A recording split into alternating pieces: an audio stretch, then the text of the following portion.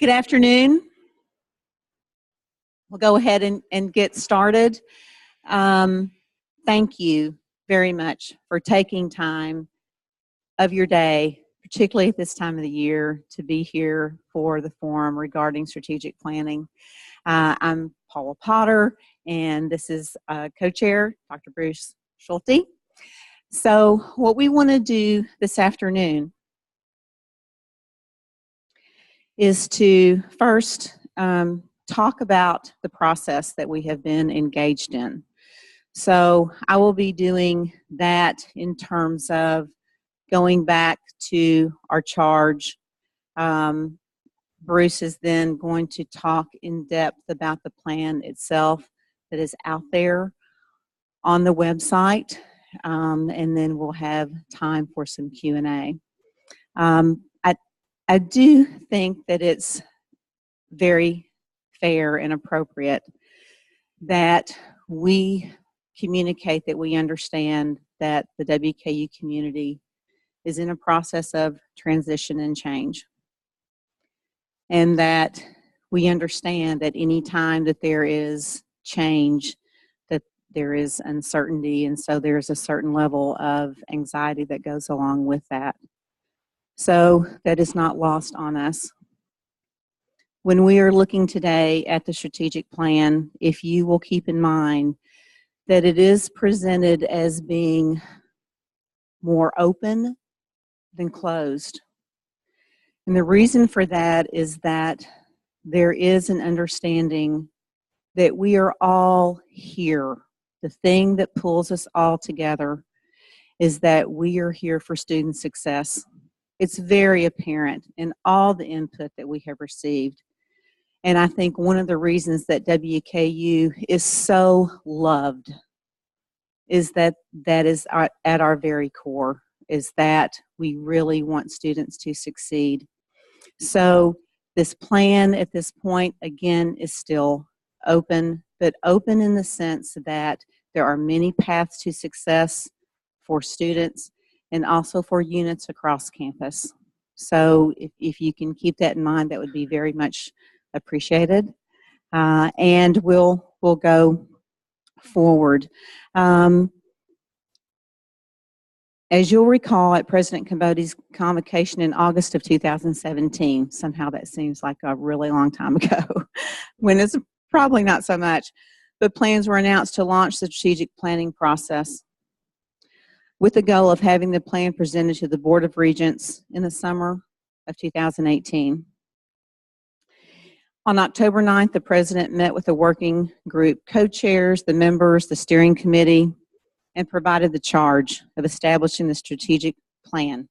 These working groups, as you're probably aware, were as follows: academic innovation and excellence, student success and experience, diversity, equity, and inclusion, research, scholarship, and creative endeavors, budgeting, efficiency, and infrastructure. In addition, we were charged with the following timeline.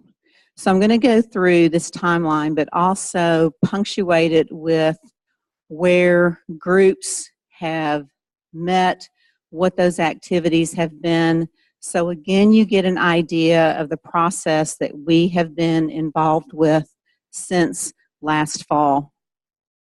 Through the months of October through December of 2017, the working groups met and assessed strengths, challenges, aspiration, and goals. Again, this was thousands of hours of meeting time, okay, that was infused into this process. On November the 9th, all working group committee members met to discuss the first round of information gathering. So this was, again, one of the meetings that was recorded, that was available to the public, as with all of our open meetings.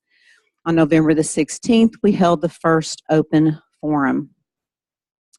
December the 6th, We had the second meeting of all the working group members to discuss findings and assessment of common themes. On December the 7th, we had the second open forum. The original outline for dates is that in January of 2008, we would have an open forum with feedback. So we actually held the forum in December. Then also in the latter part of January, revisions and incorporation of feedback. In February of 2018, the working groups presented the draft white papers to the steering committee. They did this on February the 23rd. Before that, on February the 12th, there was an open forum, followed the second day on February the 13th with another open forum. So after, again, the working groups presented the white papers to the steering committee on February 23rd, the steering committee then carefully reread those white papers. The steering committee had meetings February the 26th, March the 5th, March the 19th, March the 26th, April the 6th, and April the 30th. So during this time, we are reading, rereading the white papers. Fairly, I would say about during the middle of those meetings, we looked into establishing the format that you are seeing, and this was basically laying out the bones of the plan, in that we looked at three focus areas: our students, our people, our community. So then we had subgroups. In addition to the meetings that I listed, there were subgroups that met. They would, for instance, focus on our students. I was on one of those subgroups. We looked through every one of the white papers. We also had input from students who had also gathered their particular data. Took a look at that, okay? What are the common themes? With our students, what we tried to do was say, okay, what does the life of a WK student look like? What is that horizon? So we looked at from recruitment to early life to where they settle into their career here at WKU, graduation, job placement. Is there even a place for them in the alumni? So that's a particular type of timeline that we try to look at with students. What happens? What would we like for that experience to be like while they're here at WKU? So when you look at that plan, that's what came into that particular part of the document. Those are the elements that we tried to grasp. So then I also worked on another subcommittee. So this is a different set of meetings where we looked at our people. You know, what do our faculty and staff need? And we also tried to look at a timeline. It wasn't quite as pretty or as neat as students, but you know, what type of high quality people do we want to attract? You know, what do we do with recruitment? Once they're here, how do we support them, help them to be successful? So then we turned our attention to community. Our community is not just this region, not just the state. Looking out in terms of what is our global impact, particularly when you look at the area of research.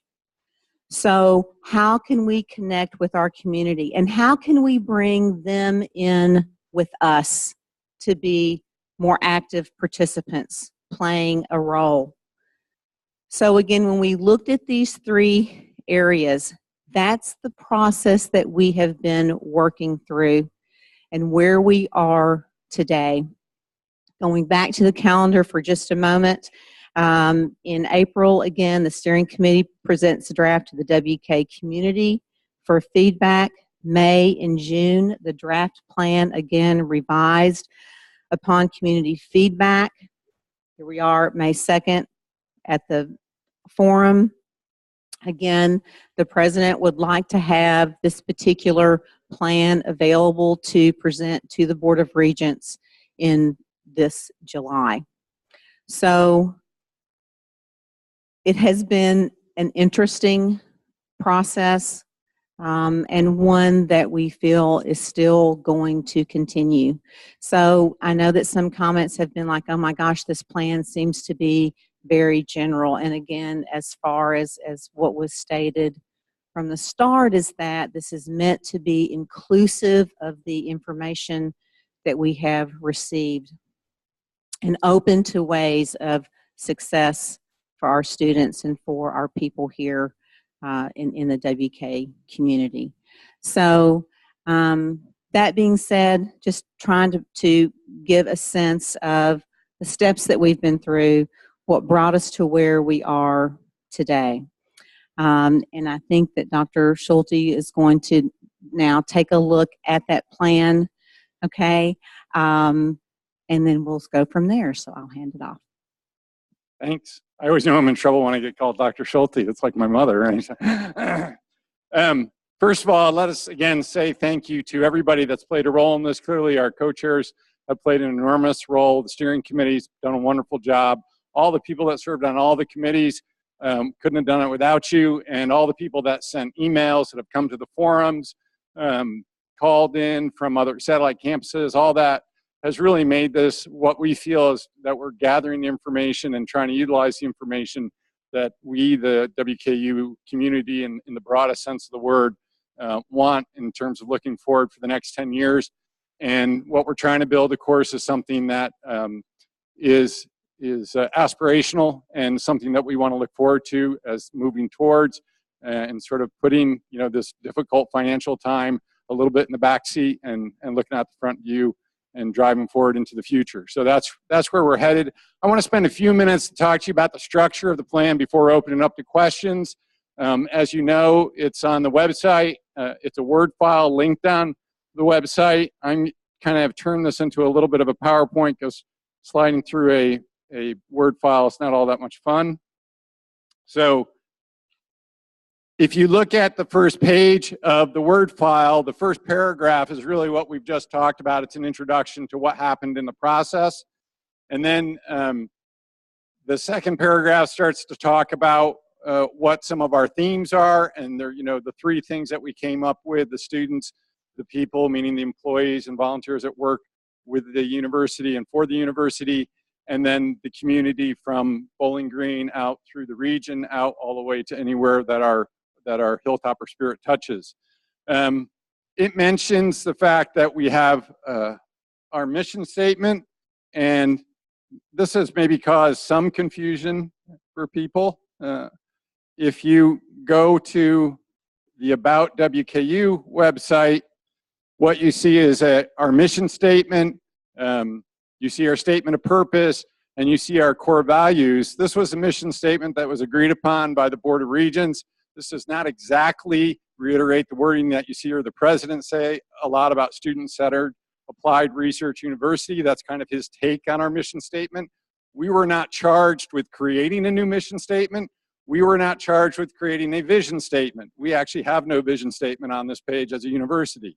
I just was down, this is how much I love the school. I was down at the Craft Brewers Conference in Nashville today and had to come back for this meeting, you know. But what the morning speaker was a guy who actually started the Home Brewers Association and wrote the first book on that. And he said, you know, when I started, I didn't even think about a vision because I was too busy doing it. And it wasn't until after we started doing it that we thought about, well, what was our vision, you know, and stuff. And so I think, I'm not saying not having a vision is a good thing. I'm not saying having a vision is a good thing. I'm saying that right now, we were not charged in this committee to create that vision for the university. I think the president has some pretty clear ideas what a vision is, but that wasn't up here, and we were not told to do that. So that's why that statement is on the first page of the document. Do we need a vision? Because it's an open question to the community, okay? It's not something we're trying to shirk our duties, I promise you. That wasn't the point. If you then look at the bottom of that page, of the first page, there are some, there's a statement of targets. And one of the things that came up in the discussion of vision is we should be the best university, then what? Ever? Everywhere? What's our relative perspective of where we're trying to shoot for aspirationally? And so all we did was look at a few reviews of universities, and one of the things that you'll see in that document is that it states where we are today based on U.S. News and World Report rankings in the South region and some possibilities where we might want to go. It's just out there as fodder for thought. It's not really a part of the strategic plan right now. It's out there to create input from the community. So that's why that statement is on that, that document. Okay, so then what we looked at in terms of structure was, what are our organizing units? And we came up with students, people, community. We did not want to get into infrastructure. We did not want to get into budget. We wanted to layer those things into those three and keep it human focused, keep it people focused, the entire document. So that was our organizing unit.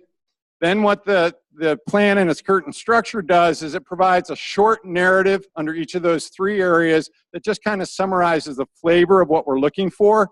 And then under that, we have focal areas, and then goals within the focal area, and then strategies. This, again, is just a working template at the moment. So it's not necessarily. So that's where we were. And what we did on your right side is we looked at those parts of the themes that came out from all the committees. So we were given, in the end, over 60 pages of documents from the 6 committees that we're supposed to bring down to about 10 pages, okay, into a final strategic plan. And so what became very clear across all those is that student-centered was important to everybody, that the other parts of the team are vital, and that equity and inclusiveness is an important consideration that we need to build on and grow at this university, that it's really, really important and maybe not as good as it could be, that we have work to do in that front. And so we want to make sure that we included that. There was also a need that we need to sort of start focusing back on the core a little bit and eliminate silos and reduce the number of different types of things we're doing that seem almost like independent entities. That was more feedback that came back through the emails, through the whole process. So those were some of the structural components that we wanted to incorporate into the plan. This link takes you to the page I just took you to. It tells us a little bit about who we are. And then on the right side is, as I mentioned, this is possibilities of targets, where we want to be, where we're at now. So you can see that from the U.S. News and World Report, right now, we are ranked 32nd in the South of all universities and 11th of public. Okay. So do we want to become one in the South? Do we want to become one in the country? What do we want to become? That's, again, not a job that we were assigned as the committee. It's fodder for thought. It's something the president and the new provost, and I'm just going to stop right there and say thank you to the whole committee that searched for the provost, and we're very glad to hear from the strategic planning point of view that we actually have a provost. So thank you all for that. A round of applause for all of that. So in putting this document together, we started with this as our organizational structure and said, okay, these are how we're going to put everything that we received, and we're going to focus on the people. So under students, we have a preamble. This is a shortened version of that, but we talk about the Hilltopper spirit, healthy, productive lives. You can read that. And then under that, we had 3 organizational areas or focal areas: recruit and enrollment, as Paula talked about, sort of the timeline, the WKU Experience, and then a continuation of the WKU Experience that prepares students for going out into the world and becoming the productive citizens. So we did that for each area. So under our people, we have a preamble, kind of encapsulates the general idea, again, bringing up the Hilltopper spirit, focal areas, academic environment, equitable, inclusive, rewarding environment, diverse, efficient, responsible culture, bringing up some things that we were trying to organize the ideas we received from all the working groups into a structure. And then did the same for our community. There's a omission in this. We had the WKU something, and that should be the Hilltopper spirit. We wanted to keep that theme kind of running throughout. So there's a typo in that one. But again, we talked about this going from our borders all the way out to everywhere that we reach, and then 3 organizational levels: local, community, regional, university, global partner. So there's parallel structure, at least at that level. Then what we did is, this is just an example, is under students, under each one of these 3 areas, we created goals. And so in total for our students, we have 9 goals. Now it's possible, depending on the feedback we get, what the new provost wants to do, what the president wants to do, that those 3 areas could actually become goals, and we may only have 3 goals. Right now, the president seems to prefer more goals. So we have a total of 25 goals in the whole strategic plan, 9 under this area. But we're working with him. We'll be working with institutional research, public relations, the steering committee, everybody in trying to finalize sort of the organization of this and final structure. So we have these 9 goals under the 3 different areas for our students. We have 9 goals under the 3 different areas for our people. And the goals, for the most part, are organized alphabetically, not priorities-wise. We didn't prioritize goals so far. Just right now, they're just out there. And then we have 7 goals. We fell short, got tired, couldn't come up with 9. No. So we felt that that encapsulated it well. So we had 7 goals under our community. So in total, we have 25 total goals in the strategic plan. They're not all wordsmithed in final form. They're not all, start with the present participle or whatever. No, they're not. So we're not going to get into like commas and, quotation marks and all that kind of stuff at this level. We want to make sure the ideas are there. It's definitely not finalized in that look, okay? That's going to take a little bit more. And then just an example of what we then started to do is look at under each goal, what are ways that we can reach those goals? So we started creating strategies. There's also a column in there called components. We put a little star at the bottom of the first table. Components are things that might be strategies or they might be part of a strategy. They were just good ideas that were coming out of 1 or more working paper that we did not want to lose. We did not want it dropping off the dialogue. So the working papers will be there as a resource for the new provost. And as I think you could all tell when the provost candidates gave their talks, they had already read all the working papers because we kept seeing our words show up in their PowerPoint presentation. So those are still going to be there as a resource for the new provost. So basically you can just go through the plan, and under each goal there are statements of things that we're trying to do for strategies. And right now we're trying to leave a fair number of potential strategies in there for 2 reasons. One, it's a 10-year plan. Life changes. You want to have some things you can draw on. Something that's not working right away, you want to have some other strategy thought of that's in there. 2, the new provost is obviously going to have some ideas as to the way she wants to approach this, and we're going to start working with her as soon as we can. So we want to give her a sort of a broad array of possibilities that we've thought of and that have been agreed upon by a large number of people here involved in the process as to how we might go about achieving those. Now, the thing that's not in here yet are absolute metrics, okay? That's the next phase that's coming when we start dealing with the president, with the provost. Some of them are pretty obvious. Some of them are going to be defined by the budget model from the state, and we already know what those are. They're just not in here yet. Some of those will be done as part of the working it out over the summer. But that's not here purposefully at this point. We have not put final metrics in for some of those, but it is a work in progress. So I think with that, I will shut up. And that mic is live. If someone's down close and wants to ask her, can they use this one too if they're down close? Can I have them use this mic? Will that be all right? Yeah, so I can either walk to you. I'll walk to you, that's okay. Getting old, I know. Hi there, Addie Cheney, International Programs. Thank you for clarifying about the metrics. I am curious if there are plans to involve the various stakeholder units that may be responsible for producing those metrics or achieving those metrics. Will they be involved in defining and setting those? Short answer is yes.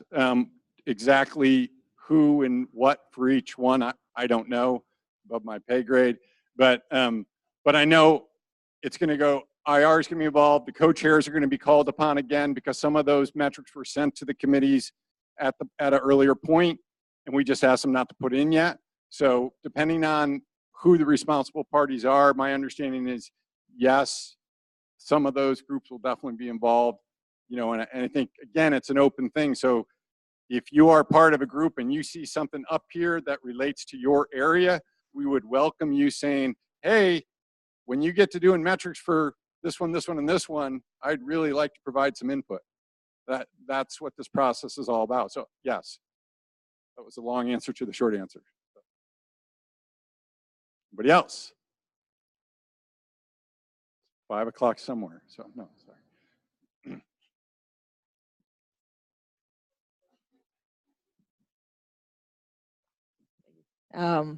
First, I'd recognize the monumental task of taking 60 pages down to 10, certainly a challenge.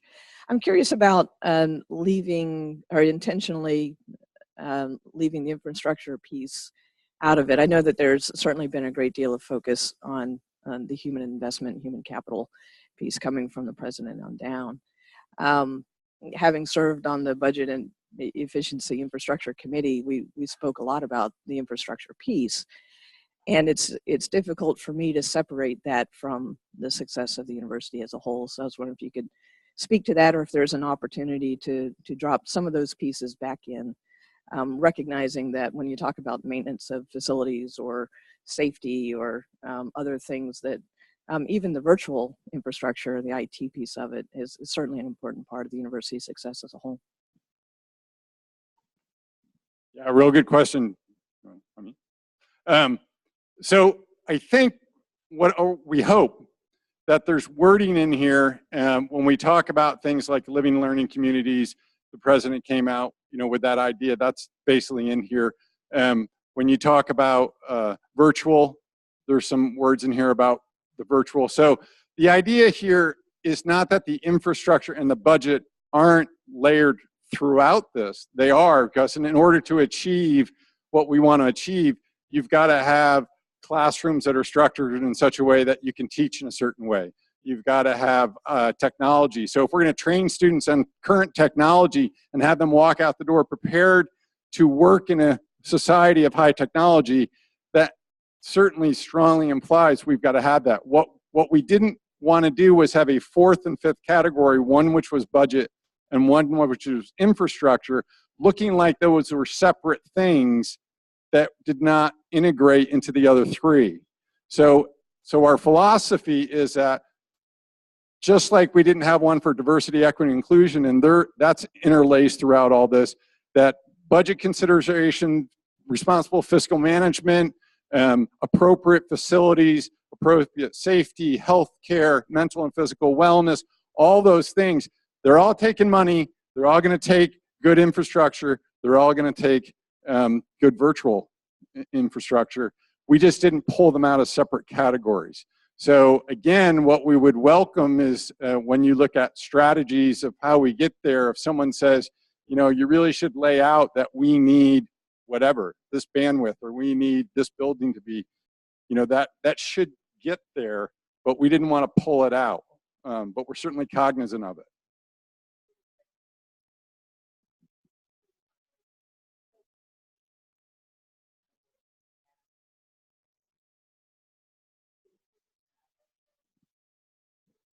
Right, so her statement was, so am I saying that the three areas have the infrastructure built in?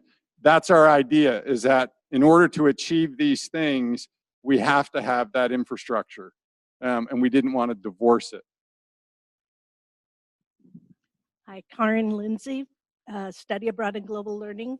I want to congratulate everybody who was working on this. This is hard work, and what you've come up with, from my perspective, is a really usable framework for figuring out how my team can support these activities. Just one comment. There was a point in here about standardizing job descriptions for staff. And while that has a lot of benefits, there are, I'm sure, in addition to international education, other divisions of the university which are kind of don't quite fit into any one box. So I would just like to encourage you to, while moving towards standardization, keep enough flexibility to recognize those individual characteristics. Very good point, and so noted. Yeah, thank you very much. I know that there has been a committee that has been working on that specifically, and so I appreciate your comment very much. I know that this comes out of that. That is something that I think the university has wanted to address for a while in terms of how can we improve lives and how can we improve things for staff members. So I absolutely appreciate what you're adding to that. It's not meant to confine, but enhance, you know, because I know from just in our department, you know, if you're wanting to promote staff and give staff a raise, you're kind of limited. So I just want you to know that's something that's important that we do want to address. Yes, Dr. Jordan. Absolutely, the white papers are are on the, yes, they are on the web page there, and we've got some statistics about how many times that site has been visited, and it's wonderful. I mean, thousands of times. So it's being used, and we're thrilled that is actually served its purpose. Yes. Uta Ziegler, School of Engineering Applied Sciences. I have a question about the profound and professional academic environment. One of the subjects and one of the strategies in there is review current teaching methodologies and integrate appropriate best practices. You might address that with this, but you might not. So I guess I want to go on record here to say that I think there's too little real emphasis on good and even excellent teaching at Western. I think in terms of teaching evaluations, at least in my corner of university, we do a worse job than when I got here 20 years ago. I think really in a way, since this is supposed to be a student-centered university, every unit involved in teaching should have an ongoing, engaged discussion on what constitutes good teaching. Okay. Not just as in, I think, but actually looking at research and stuff like that. And I think that would be valuable for this plan to really move us forward. Okay, thank you very much.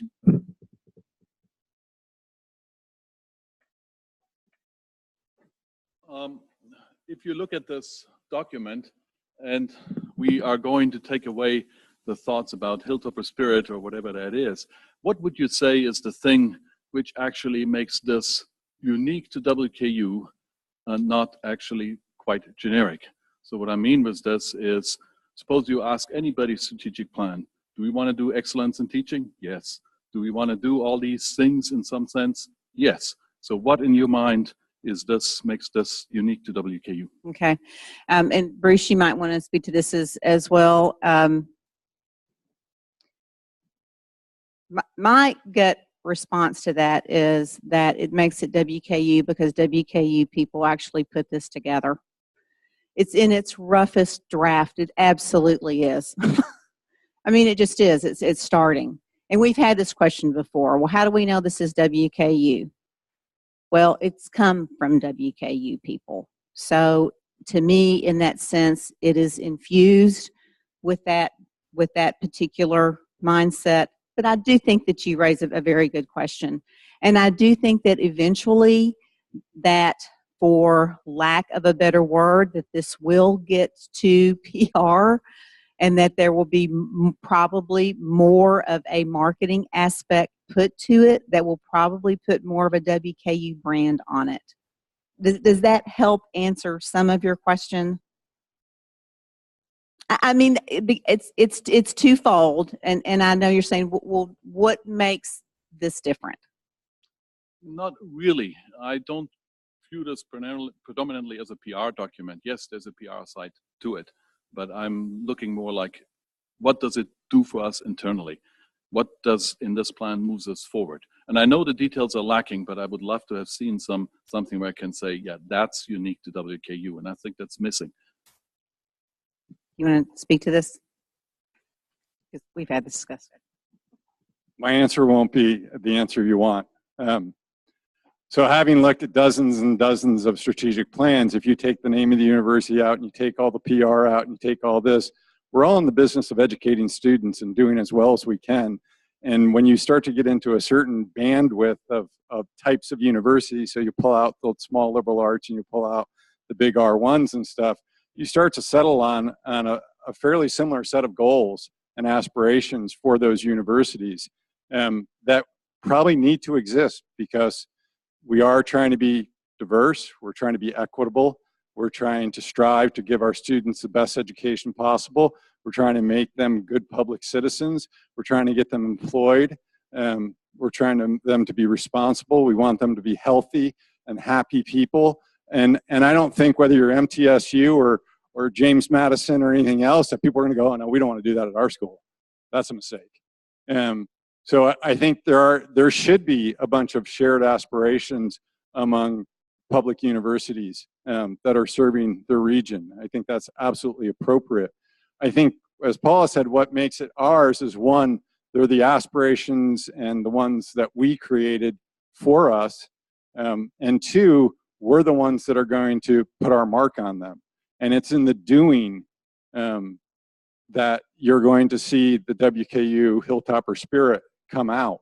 And I mean, over the last 2 years, I've interviewed over 160 senior biology students, and what they tell me is that what makes Western Western are the people and the personal relationships, whether that's in the classroom, whether that's in their internships, whether that's, and I'm not just talking about faculty, faculty are a huge part of that, but it's the staff that give them help when they go for assistance in something. It's the person in the community that they did an outreach with, or they shadowed, or they did something else. It's that flavor and flair that makes their experience special. And they compare that to friends who have gone to other institutions that I won't name, but you all know who they are. That sets us apart, and in their mind made them glad they came here and glad they stayed. And so, you know, we will certainly try to create a flavor in this strategic plan that is Western, but I really think it's in the enactment of the strategic plan that we're going to see the Hilltopper mark, and our ability to carry that out and do it to the best of our ability. That'll be the road test. That's my opinion. That's really not the committee's opinion. That's my opinion. So I'll take the blame for that. Anybody else who wants to speak to this anywhere? I mean, on the committee or not, we're wide open. It's a pointed discussion. How can we brand this so that when you read the strategic plan, this is the only institution in the country where it could come from if you take Hilltopper out? I don't personally know if, one, that's possible, and two, if it's necessary. Right. That's what I'm saying. You know, I'm that country girl that can say it real simple. I think that'll come when we start putting it together. I mean, that's basically it. That this is a general right now. And when we start putting those things together is when we'll put our mark on it, and it'll become what it is we do. So that's a real simple to what you just said.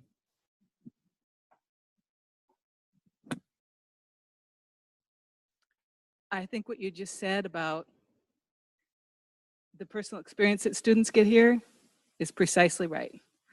I think they get that much more than they do at Big R1, flagship university. There's no question. And they also get things that they're not going to get at Little Liberal Arts School.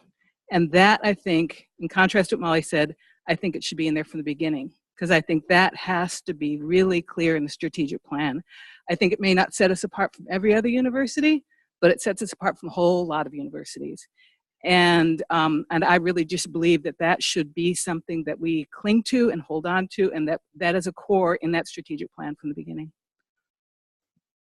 Nobody disagrees with that. Anybody wants to send me the wording they want for that, please send it to us. Just to speak to this, I think there's two places it'll come in. One is in the metrics, right? So part of this is in how are we going to measure the things that are generic, right, to every university, but how are we going to be the one, how are we going to take these and make them accountable? The other piece is in the assets that we have, right? Our faculty are different than the other faculty in other places. Our resources are different than other universities in other places. And in part, you know, any good community study is going to include an asset map as well as a need survey, right? And so one of the things we need to do is to really sort of take stock of our assets and then be able to leverage them in PR documents and in our strategic plan and some other places. So, I mean, I don't know that you all thought about that as the next step, but I think that somewhere along the line, we'll need to do what's called an asset map of our resources here at the university. That's skills, and that's locations, and that's sort of other things. We can talk about that later.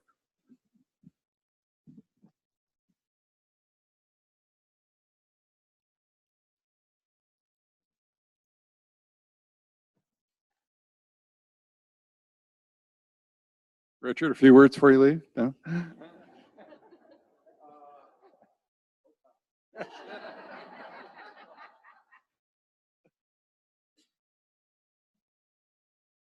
Again, this is really your opportunity, not just this moment, but if you have thoughts, I mean, the email site is still open if you want to do it anonymously. If you want to email, if you don't want to email Paul or I, if you want to email a co-chair that you know, any way you want to get us your information, we really need to, very honestly, we really need to get this wrapped up to pass it on to the next stage. And we don't want to leave essential stuff out. So if there's something that you just feel like, and so, you know, what Kelly said and what Doug just said, I mean, those are important things, you know, all the stuff. So Klaus, go ahead. One more question. Sure. On before you really got into the plan, you had this U.S. News and World Report and moving us up. And I like that very much because I like to move us forward on some organization which rates nationally. And so have you guys actually figured out what that would take in order to make this happen? So do you guys, are you familiar with what quantities they are using and what it would take to actually move us in these rankings forward? So I do not know that, but. Yeah, so I mean, we've looked at that somewhat, and that's gonna also where we start to pull in IR but yes, I mean, then that's gonna be part of the metrics that go beyond just state performance requirements and that kind of stuff. So those are the type of things we are looking at to figure that out, so that we're not just, you know, traveling blindly in the dark. Just a quick comment. I mean, I think it's valuable to have aspirations to be in the rankings. This is probably not part of your job, but it seems to me that to get people motivated, we'd have to have something bigger than climbing up a ranking ladder. So, I mean, if we are people focused, the question is, how do we, as a community, get enthused about making the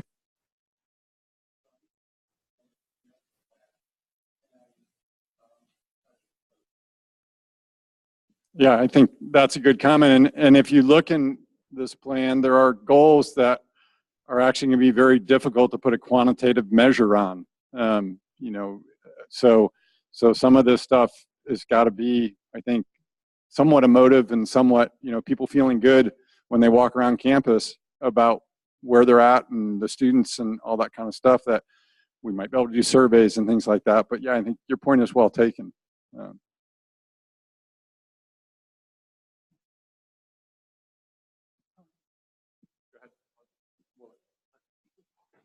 Walking over there, thanks.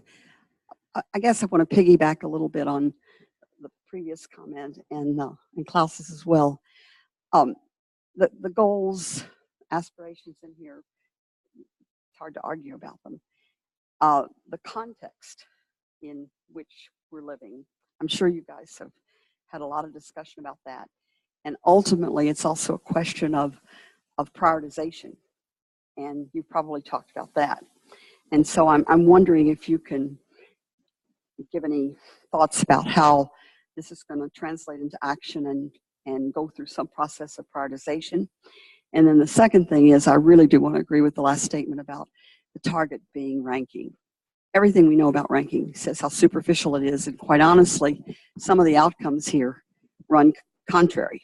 If we get those outcomes, we will not be doing what it takes to achieve rankings. So I would hope that you come up with something more meaningful than ranking, which is so vulnerable to fake stuff, okay?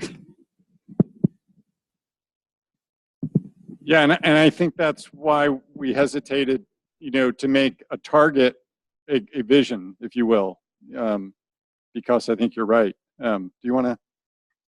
Okay. They keep leaving on us. I don't know. So yeah, I mean, so to answer your first part, our understanding of the process at this point is that when we get this to a level of completeness that the president is willing to sort of take it and then start involving other units such as institutional research, such as the budget council, groups like that, then there's going to start to be a melding of, okay, in the immediate future, what do we have the budget to do? What's going to take a priority and to get us stabilized and moving forward? And then where do we want to put our money? So what is our prioritization list in, say, a 3 to 5 year goal period? What are the second set of goals that might be in a 4 to 7, 4 to 6 year period? What's the third tier? Which was one of the reasons why we wanted to leave a fair number of goals in there and not get it down to like 8 or 9 goals and say, well, you really need to do them all at once. They're all tied together, so that he and the provost can start to think about a strategy of what goes when, because there's no way you can do all these at the same time. There's not going to be the money for it. It's just not, some things are going to take longer than others. Some things are a culture shift, things like that. So that is in the president's plan. It may be outside of our part of the process, but yes, he has talked to us about that. I don't think I'm lying.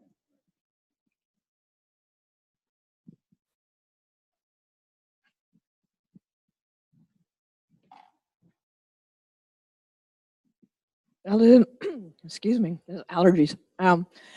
I get follow up to what you said about the senior biology students and all, what is really important for them was the connections, the human connections. And I think that's, as we talk about the Hilltopper spirit and we talk about, that for me, the energy that I felt when I interviewed on campus made the decision for me when I was offered the job to come here. I mean, it was palpable.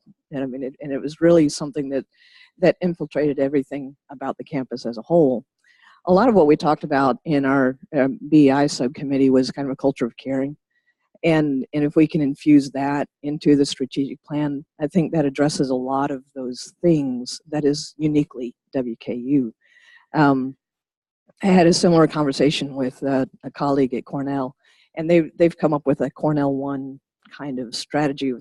If they're trying to engage the staff, all right, if these staff are disengaged, how do we bring them back? And have everybody focused on, we want everybody to be focused on being successful as an institution, and that involves caring about what you're doing as a job, caring about the students and all of those things. So what came out as uniquely WKU in our subgroup was kind of a culture of caring, and I think it'd be nice to have that represented in the strategic plan as a final piece.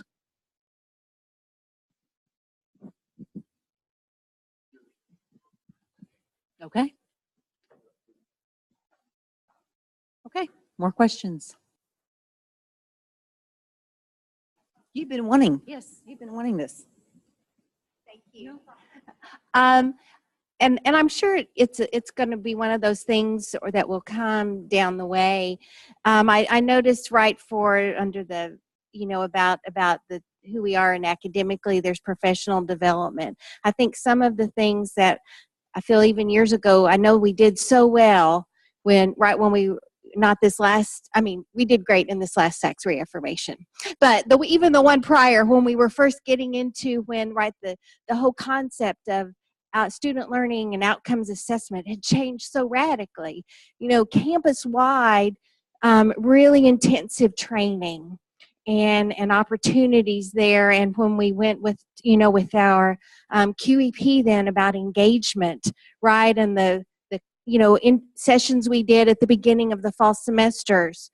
So I feel those types of things, right, for buy-in, even for where I know a lot of us, people are doing great things in student advisement. Are there other things we can do, things that we don't understand as well, right, about different challenges, how to approach certain situations that, we may not understand? Because I noticed, right, cultural competence is in here, which is wonderful, but just the training component aspect and I don't know that that's a separate strategy. It is for teaching, for professional development, but for some other things that I feel might make us really be most successful.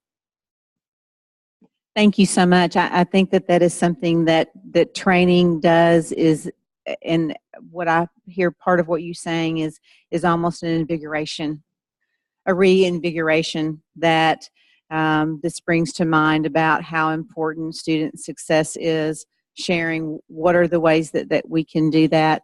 I know that when this process first started, that there were some stories shared about how students would get frustrated across campus. You know, what can we do about that? You know, how can we make that experience positive when they get here? How can we help them succeed? And I think what happens in the classroom, I think tied on to what someone else said in terms of how do we look at success in the classroom, would that not profit from a reinvigoration of training, shared success, and I do think that we have available here on campus.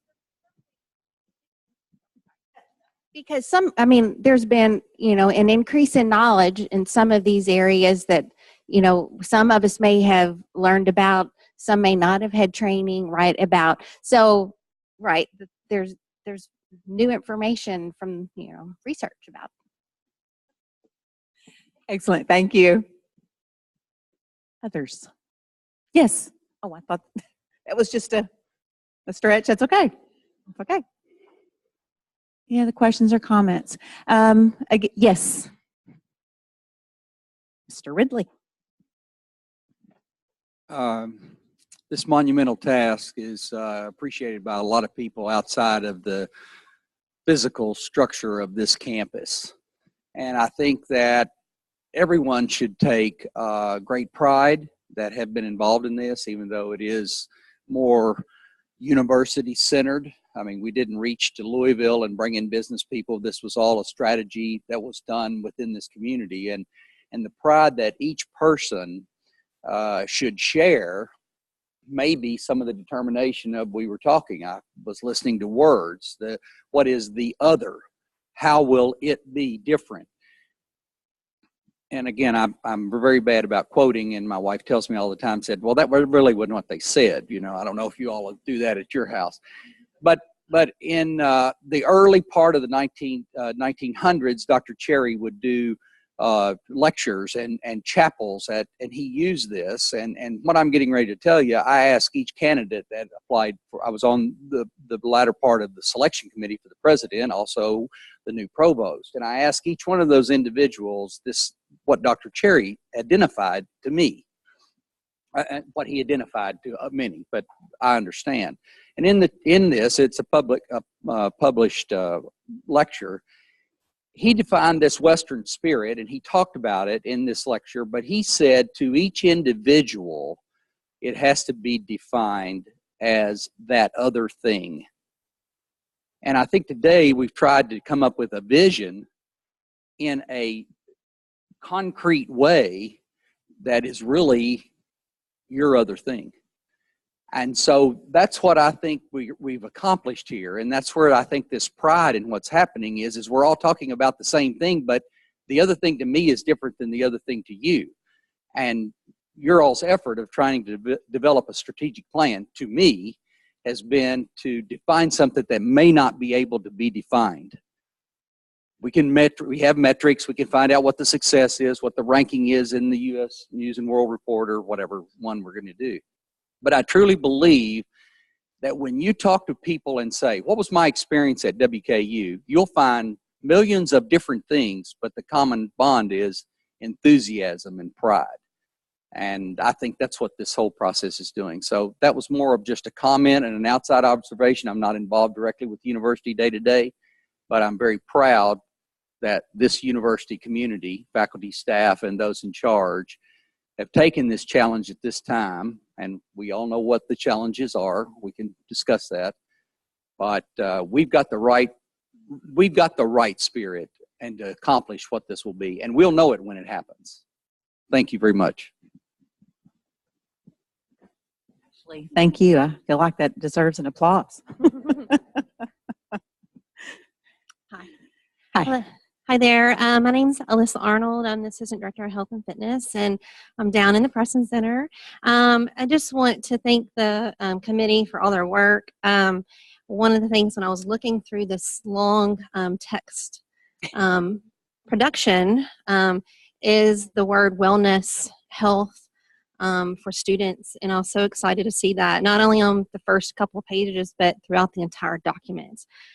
So within the students, the people, and the community, and how important a community and a come over a campus wellness feel that we need to approach the future. And so I just want to tell y'all thank you, and that I love seeing that as kind of a random, this is something important that keeps coming up in these white papers under components, because there is a lot of people on campus that are staff, faculty, members that have that passion to help students in their wellness journey, because at the end of the day, we want them to succeed and go out from WKU and be good employees and healthy employees for their employee wellness program, right?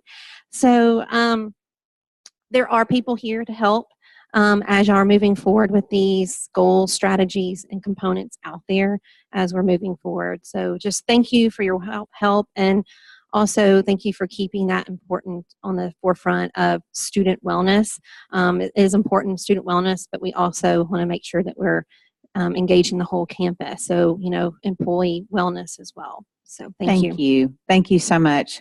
We're just really lucky to have such a beautiful facility here, and the faculty and staff that are members there that reach out. Again, I think that really captures our caringness that we have here at WKU. Again, we welcome feedback from you all. I know I've had colleagues that have come to my office and they have pointed things out and say, hey, you know, could we, you know, what about this? I have a question about this, and can we make this clearer? So please feel free to do that. Again, thank you so very much for your time today. We are truly appreciative, and we will continue going forward. Any last comments? Again, thank you so much. Have a wonderful evening.